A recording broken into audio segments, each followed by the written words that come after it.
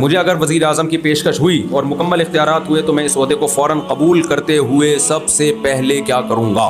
سب سے پہلے میں کروں گا مزاروں کا خاتمہ. سب سے پہلے کیا کروں گا؟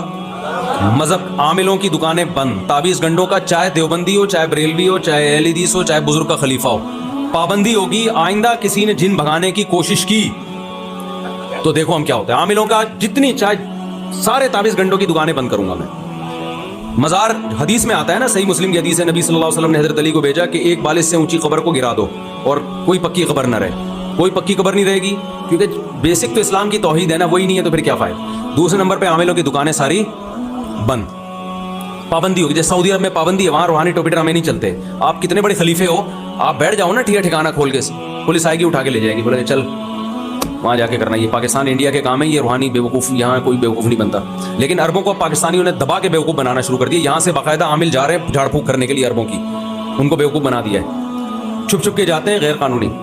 تیسرے نمبر پہ میں یہ وہ شادیوں والا کو ایجوکیشن سسٹم ختم کروں گا، اور جتنے مالدار ہیں ان پر لازم ہوگا کہ 4 بیویاں رکھیں. اور جتنے کمارے چھڑے چھاٹ ہیں خلافت عثمانیہ میں، جیسے جب بھی کوئی کمارہ نکاح کرتا تھا اس کو خلافت عثمانیہ میں آسان قسطوں پہ لون دیا جاتا تھا یا مدد کی جاتی تھی. تو نکاح کو ہم پروموٹ کریں گے. نکاح کو ہم پروموٹ کریں گے کہ جو چھڑا کرنا چاہتا ہے تو جو ہے وہ وغیرہ وغیرہ. اچھا، اس میں یہ ہوگا کہ جب سب 4 شادیاں کریں گے، لڑکیاں مارکیٹ سے کیا ہو جائیں گی؟ چھاٹ ہو جائیں گی. تو جو چھڑے چھاٹ کو ایک بھی نہیں مل رہی وہ کیا کرے گا؟ پھر تو نہیں ملیں گی. بہت سے کمارے چھڑے چھاٹ ہوں گے. تو پھر ہم ان کو باہر امریکہ بھیجیں گے انگریز لڑکیوں سے شادیوں کے لیے. جاپان سے بھائی ہم دوسرے ملکوں سے مذاکرات کریں گے کہ بھائی ہمارے یہاں مالداروں نے 4 رکھ لی ہیں، یہ بیچارے غریب لوگ بیٹھے ہوئے، ان کو ایک بھی نہیں مل رہی. تو پھر جاپان سے کنٹینر بھر کے آئے گا،